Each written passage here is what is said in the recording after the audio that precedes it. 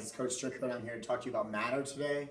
We have a flow chart that I think makes it easier to see. And so we're going to start off with the term matter, and that is anything that has mass and takes up space. And what we talked about last week was what density was. And density was mass and volume, which is what this is. So mass and takes up space is volume. So basically matter is anything that has density.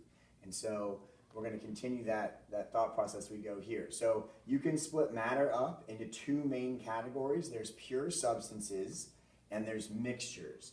And a pure substance is made up of only pure things like elements and compounds. And elements are made up of one type of atom, and those are on the periodic table. So anything on the periodic table is an element.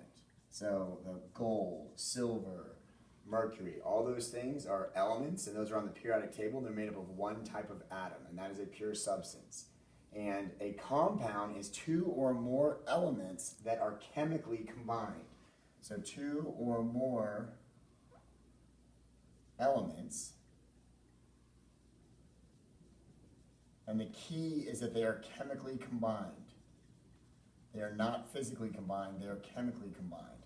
So you cannot separate them by physical processes. And so you're going to see examples of that as like salt, which is NaCl. And 95% of the time when they give you a compound, they're going to give you a chemical formula like glucose, C6H12O6. They're giving you a chemical formula to show you that they are chemically combined. That's sugar. Water is H2O. That is also a compound. So pure substances can be broken down into elements and compounds, and these are things that are in their simplest form. Now, as we go to this side, we have mixtures. Now, mixtures are two or more pure substances that are physically combined. So two or more pure substances that are physically combined. What does that mean? That means you can separate them. So physically combined means you're able to remove them by filtering them out, by boiling it off, distillation. We're going to learn those separation techniques later. But right now, just understand that a mixture is physically combined, and that's a very, very important point there. Now, there's two types of mixtures. There's homogeneous mixtures, and there's heterogeneous mixtures. And the key to this is that a homogeneous mixture, you cannot tell the particles apart. They're so small that you cannot tell the particles apart. So the particles are said to be uniform in appearance. Particles are uniform in appearance. That means they look the same. And in a heterogeneous mixture, the particles, you can tell the difference. So you can see the difference. So particles are able to be seen. All right, now the examples, okay, if we have a homogeneous mixture, remember I said those are the smallest particles. And solutions are examples of homogeneous mixtures, like air. There's gas particles, you can't tell the difference between the oxygen and the carbon dioxide and the water vapor. All right, and then you've got other solutions like Kool-Aid. You can't see the difference unless you just load super saturated with a bunch of sugar.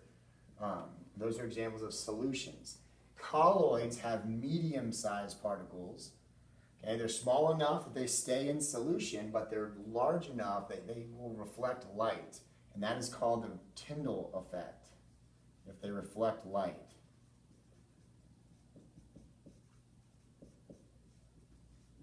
So there's a term you're going to need to know. And so if I shine a laser beam onto a paint, because paints and whipped cream and any milk products are usually colloids, it will reflect that light. So milk products, paints,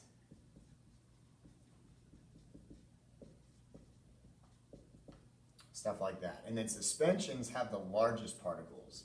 So we're talking about particle size. Solutions are the smallest, colloids are medium, suspensions are the largest. And they're so large they settle out. So they settle out like muddy water. You mix up the water, but the mud will settle to the bottom. Or orange juice are two examples. So orange juice and muddy water are classic examples of that. And they're so large they set it out. So hopefully you can see, okay, that matter can be separated by pure substances and mixtures, and then you can follow the flow chart. There's two types of pure substances. There's elements and compounds. We talked about the examples. There's two types of mixtures. There's heterogeneous and homogeneous. But the big keys are mixtures are physically combined, so you can separate them. Compounds are chemically combined. You cannot separate them by physical means. You have to do a chemical reaction. And then the different types of particle size, solutions are the smallest, colloids are the medium, and suspensions are the largest. All right. Go ahead and hit it. How long was that? 5 minutes? 5 minutes, 40 seconds. Perfect. Can't believe I all this did that kid come and get Can't get it stopped now.